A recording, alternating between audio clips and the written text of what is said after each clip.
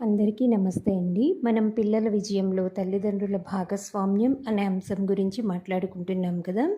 ఈరోజు మరికొన్ని అంశాలు.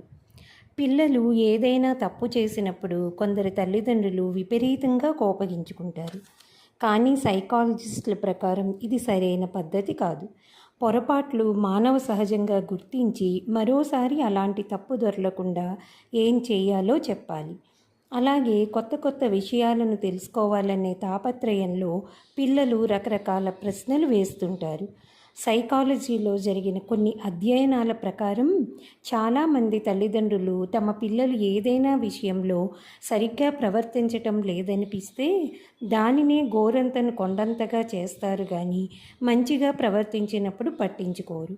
వాస్తవానికి పిల్లల ప్రవర్తన సరిగా ఉన్నప్పుడే ఎక్కువగా పట్టించుకోవాలి. మంచి ప్రవర్తనను పదే పదే ఎత్తి చూపుతూ అభినందించాలి. దీనివల్ల మీరు వారి నుంచి ఏం ఆశిస్తున్నది పిల్లలకు అర్థమైపోతుంది. మీరు కోరుకున్న ప్రవర్తన త్వరగా ఏర్పడే అవకాశం ఉంది.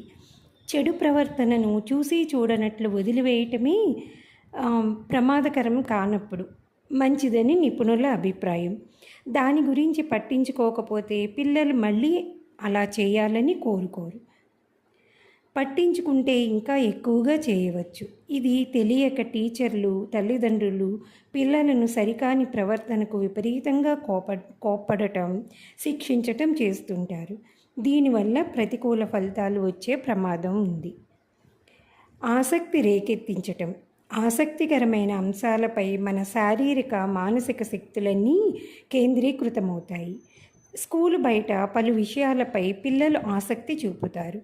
ఆ విషయాల పరిజ్ఞానాన్ని చదువులో ఉపయోగించుకునేలాగా ప్రోత్సహించాలి. పలు విషయాలను గురించి లోతుగా, శాస్త్రీయంగా తెలుసుకోవాలనే ఆతృత పిల్లలలో కలిగేలా ఆసక్తిని రేకెత్తించాలి.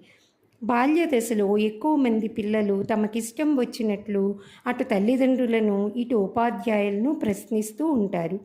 సైకాలజీలో దీన్ని ప్రశ్నాదశ అంటారు.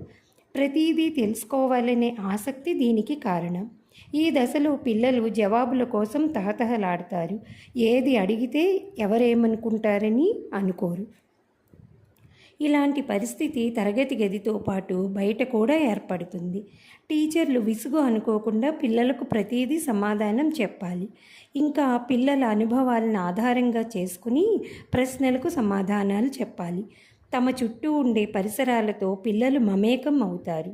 పరిసరాలతో జోడించి సమాధానాలు చెప్తే ఎంతో సంతోషిస్తారు. పిల్లలు పెరిగి పెద్దవుతున్న కొద్దీ ప్రశ్నలు అడిగే తీరులో మార్పు వస్తుంది. ఏం ప్రశ్నించాలి, ఏం ప్రశ్నించకూడదు అనే విచక్షణ జ్ఞానం ఏర్పడుతుంది.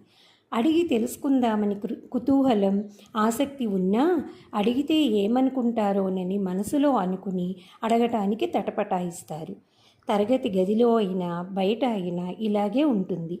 దీన్ని గుర్తించి టీచర్లు, తల్లిదండ్రులు పిల్లలను అడగటానికి సందేహించవద్దని, అడగాలని ప్రోత్సహించాలి.